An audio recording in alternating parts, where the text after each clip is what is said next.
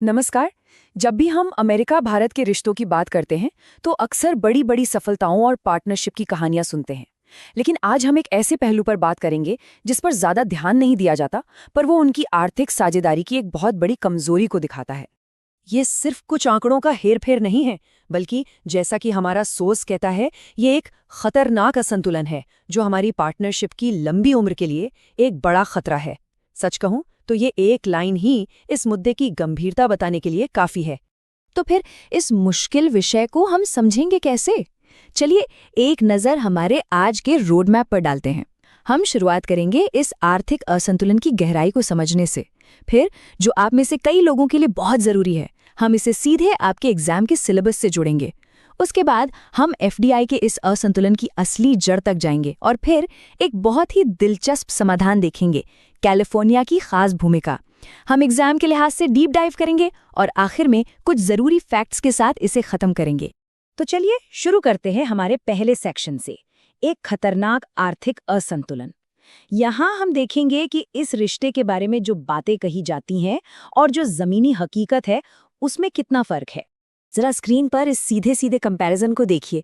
एक तरफ अमेरिका भारत में एफडीआई यानी फॉरेन डायरेक्ट इन्वेस्टमेंट का टॉप 3 सोर्स में से एक है। ये दिखाता है कि उन्हें भारत के ग्रोथ पर कितना भरोसा है।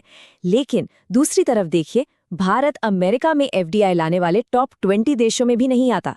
और सबसे जरूरी बात, ये सिर्फ एक आर्थिक मौका नहीं है जो हमने गंवा दिया, बल्कि एक बहुत बड़ी पॉलिटिकल लायबिलिटी भी है। मतलब राजनीतिक तौर पर भी यह हमें कमजोर बनाता है। अब सवाल ये उठता है कि जो लोग कॉम्पिटिटिव एग्जाम्स की तैयारी कर रहे हैं, उनके लिए ये टॉपिक इतना ज़रूरी क्यों है। चलिए इसे सीधे सिलेबस से टैग करते हैं। अगर आप यूपीएससी सिविल सर्विसेज की तैयारी कर रहे हैं तो ये जानकारी आपके लिए सोने जैसी है, समझ लीजिए।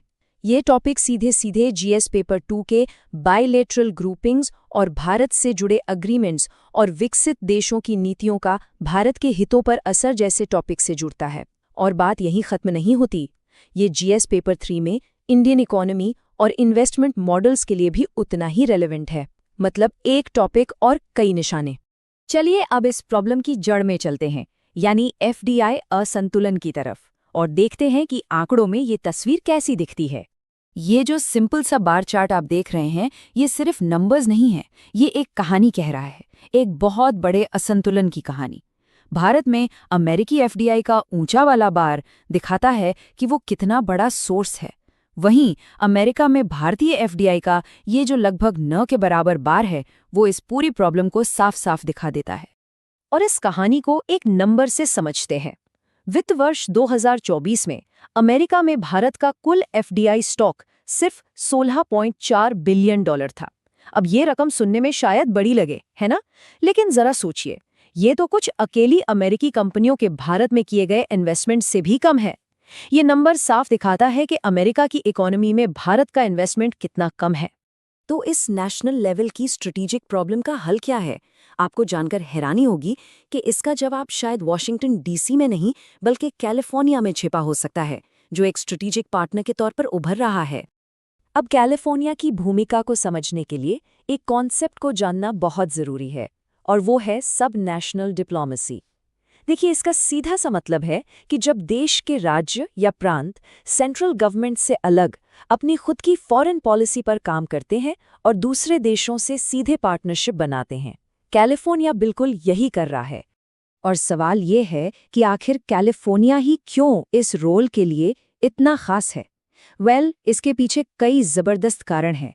एक, ये $4.1 ट्रिलियन से ज्यादा की जीडीपी के साथ दुनिया की चौथी सबसे बड़ी अर्थव्यवस्था है। दूसरा, ये एआई, क्लीन एनर्जी और बायोटेक जैसे फील्ड्स में इनोवेशन का ग्लोबल सेंटर है। और आखिर में यहाँ एक बहुत ही एक्टिव और जुड़ा हुआ इंडियन अमेरिकन डायस्पोरा नेटवर्क है। ये सारी चीजें मिलकर इसे एक पावर हाउस बनाती हैं। और कैलिफोर्निया का रवैया कैसा है, वो इस एक लाइन से साफ हो जाता है। हम वॉशिंगटन डीसी का इंतजार नहीं कर रहे कि वो हमें बताए कि रिश्ते कैसे बनाने हैं। ये दिखाता है कि वो इंटरनेशनल इकोनॉमिक रिश्ते बनाने में कितनी प्रोएक्टिव हैं।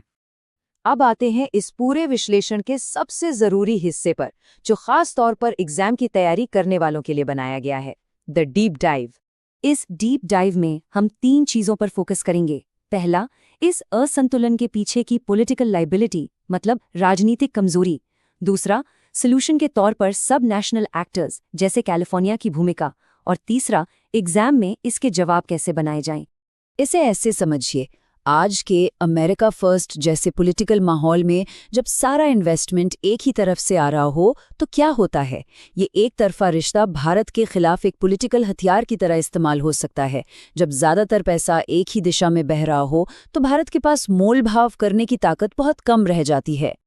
अगर हम प्रीलिम्स के हिसाब से देखें तो एक सवाल ऐसा बन सकता है, भारत अमेरिका संबंधों के संदर्भ में उपराष्ट्रीय कूटनीति की अवधारणा का सबसे अच्छा वर्णन निम्नलिखित में से कौन सा है?